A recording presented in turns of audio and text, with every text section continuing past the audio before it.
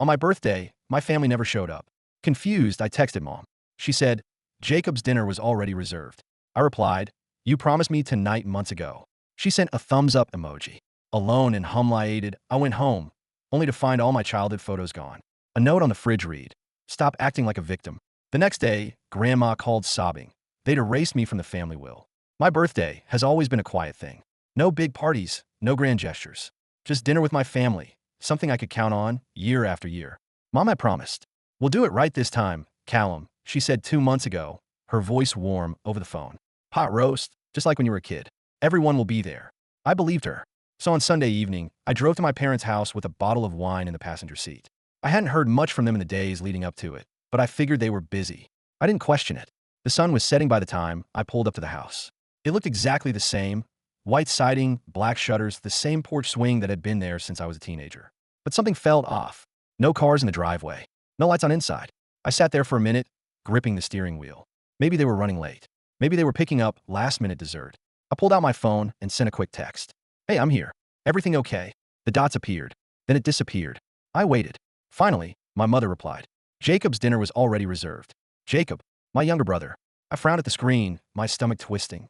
You promised me tonight months ago. A few seconds passed. Then she sent a thumbs up emoji. That was it. My hands tightened around the phone. A part of me wanted to call her, to demand an explanation. Another part of me already knew it wouldn't matter. I took a slow breath and turned the car around. The drive home felt longer than usual. Street lights flickered past in a blur, and my mind kept replaying that single message. Jacob's dinner was already reserved. They hadn't forgotten. They'd chosen. By the time I got to my apartment, the numbness had settled in. I tossed my keys onto the counter and walked into the living room. Something felt wrong. The bookshelf, the framed photos, the wall where my college diploma used to hang. Empty. I turned, my pulse picking up speed. I walked into the bedroom. No childhood keepsakes, no old birthday cards. It was like someone had gone through and stripped away anything that connected me to them. My breath came short. I rushed to the fridge, a growing dread in my chest. And there it was, a single note taped to the door. My mother's handwriting. Stop acting like a victim. I stood there, staring at those words until they blurred. Something inside me cracked. I barely slept that night. Every time I closed my eyes, I saw that note. Those 4 words, sinking deeper and deeper. Stop acting like a victim. At 7 a.m., my phone rang. I almost didn't answer. But when I saw who it was, my stomach clenched. Grandma. I swiped to accept the call. Hey, Grandma. She was crying. Callum. She sobbed, her voice shaking. I don't understand what they've done. I gripped the phone tighter. What are you talking about? She took a few deep breaths, struggling to calm herself. The will, sweetheart. They changed it. They took you out. The words didn't register at first. What? I only found out this morning, she whispered. Your parents and Jacob, they rewrote everything last month. You're not in it anymore. I sat down hard on the couch, my mind spinning. Not that I had ever been waiting around for an inheritance, but hearing that they had deliberately erased me, not just from a dinner, not just from the house, but from something as permanent as the family will, it hit me in a way I wasn't prepared for. Grandma, I said slowly. Did they say why? Her breath hitched. Your mother, she said you bring negativity. That's better this way. Negativity. I let out a bitter laugh. Of course. It was the same thing I had been told my entire life. I was too sensitive, too difficult, too emotional. I could still hear my father's voice from years ago, sharp with disappointment. Why do you always have to be so dramatic, Callum? Life isn't that hard. I closed my eyes. Grandma was still crying on the other end of the line. I told them it was cruel. I told them it wasn't right. But they didn't listen. Of course they didn't. They never had. I shouldn't have gone to the house. I knew that, but I couldn't stop myself. By noon, I was standing on the front porch, ringing the doorbell. Jacob answered. He looked at me with that familiar smirk, the one he had perfected as a teenager. Mom and Dad aren't here. I pushed past him anyway. The house smelled like coffee and expensive candles, but it didn't feel like home. It felt colder, emptier. The family photos were still on the walls, except the ones with me in them. I clenched my jaw. Jacob leaned against the doorframe, watching me. What do you want, Callum? I turned to him, my voice quiet. Whose idea was it to erase me? Yours or theirs? He shrugged. Does it matter? I took a slow breath. I guess not. There was a beat of silence. Then Jacob let out a sigh, shaking his head. You never fit, man. You always made things difficult. Mom and Dad just decided they're done with it. Something inside me twisted. So that's it? I just don't exist anymore. Jacob gave me a long look. Pretty much. I stared at him, searching for something, some flicker of guilt, some hesitation. But there was nothing. I turned and walked out. I went to Grandma's that night. She lived in a small house just outside of town, the same one she'd had since before I was born. When she opened the door, she pulled me into a tight hug, holding on like she was afraid I might disappear too. We sat in her kitchen, drinking tea. She reached for an old metal tin, her hands trembling slightly as she opened it. I kept these, she murmured. Inside were photographs. Old ones. Me as a child, grinning with missing teeth. Me at 17, standing beside her at the lake. Me in my cap and gown, arms raised in victory. I ran my fingers over the edges. I don't understand them, she whispered. They loved you. I let out a hollow laugh. No, Grandma. They tolerated me. She was quiet for a long time. Then she sighed. Your mother changed when your father's business took off. Money does things to people. I nodded slowly. I had seen it happen. My parents had always cared about appearances, but once the money started rolling in, it became their whole world. Jacob fit the mold. Charming, successful, obedient. I never did. Grandma reached across the table, squeezing my hand. You don't deserve this, Callum. None of it. I swallowed hard, my eyes burning. But deep down, I knew the truth. They had erased me, and they weren't coming back. I sat in Grandma's kitchen long after the tea had gone cold. The house smelled like cinnamon and old wood, a scent I had known since childhood. It felt safe here, safe in a way that my parents' house never had. She kept talking, soft, broken words about how she had argued with them, how she had tried to stop them. But the more she spoke, the more I realized it didn't matter. The decision had been made long before the will was changed. They hadn't just erased me on paper. They had erased me from their lives, piece by piece, moment by moment.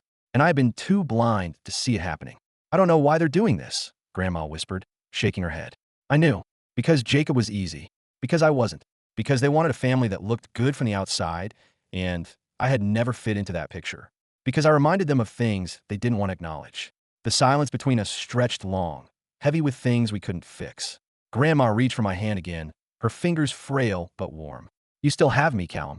I nodded, but I didn't speak, because I didn't know how to say what I was feeling. I was grieving people who were still alive. I barely spoke to anyone the next few days. I went to work, came home, went through the motions. But everything fell muted. I kept looking at my phone, half expecting a message. Something from Mom, maybe even Dad.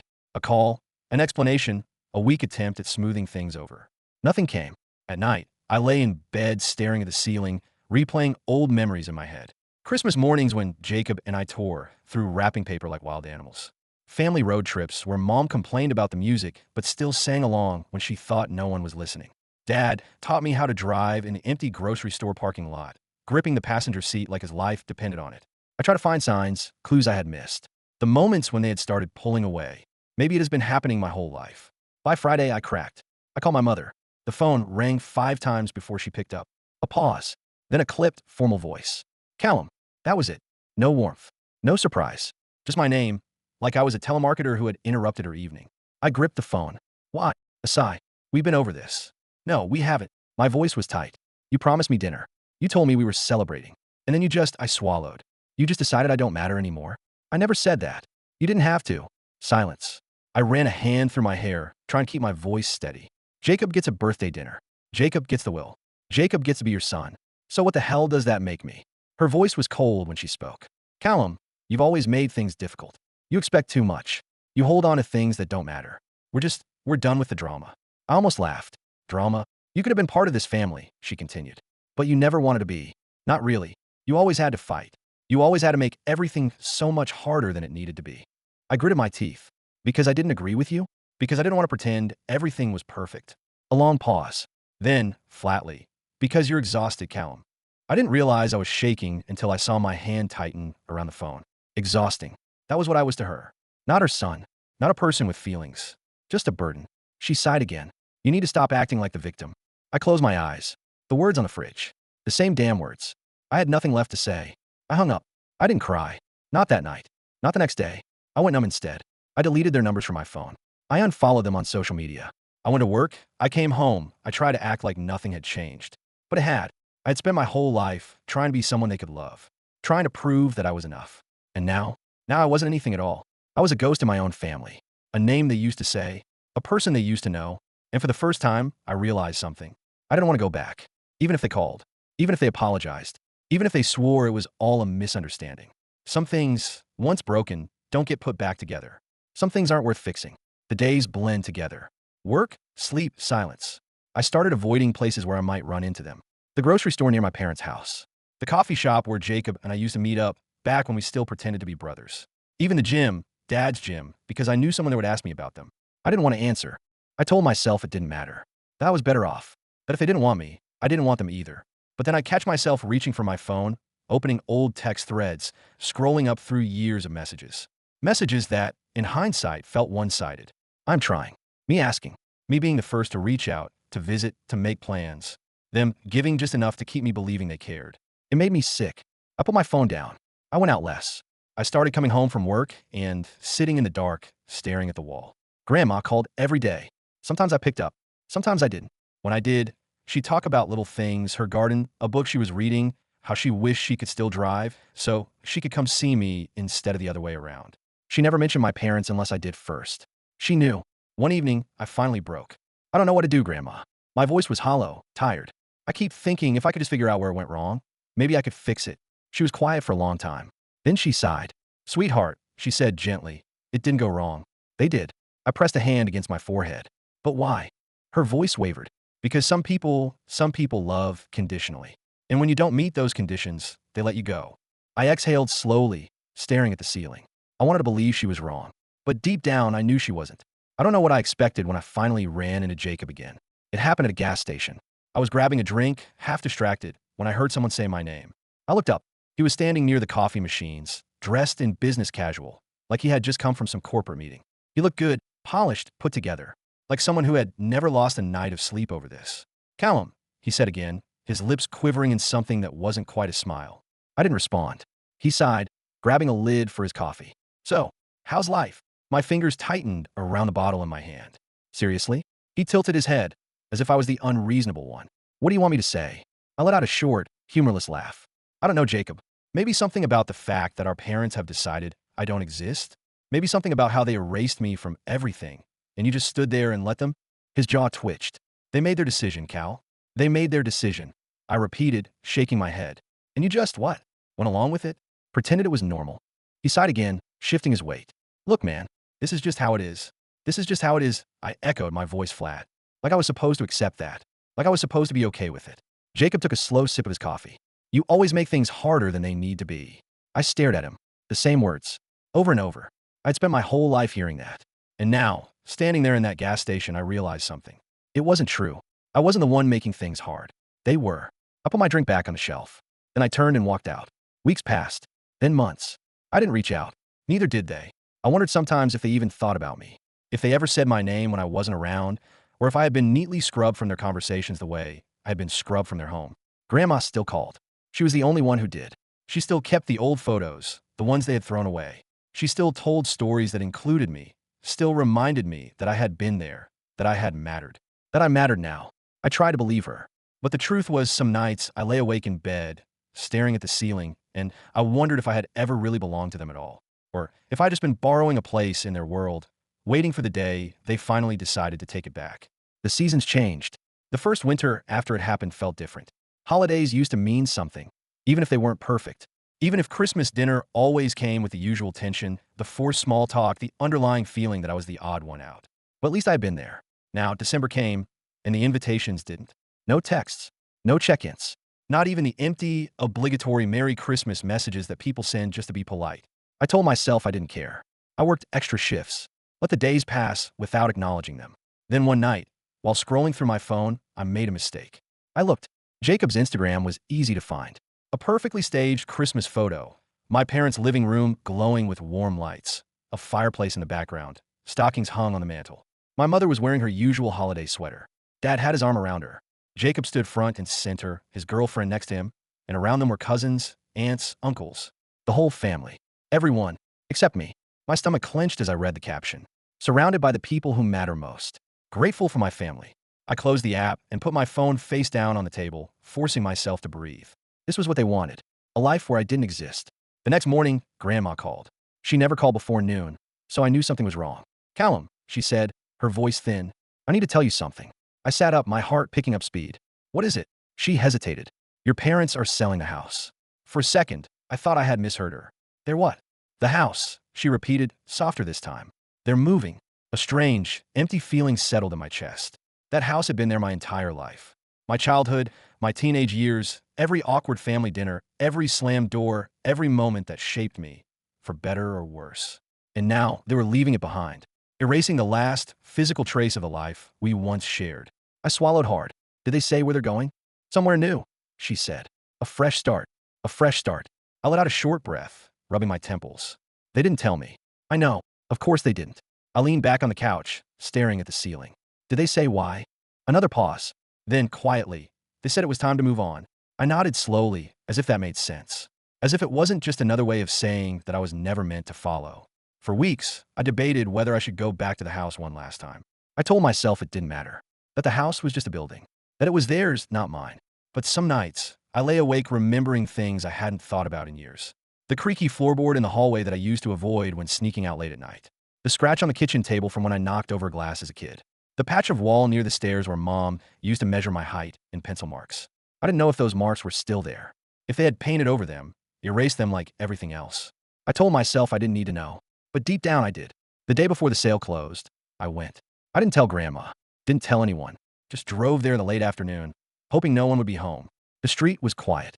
My parents' cars were gone. I parked a few houses away and sat there for a long time, watching the house from behind the wheel.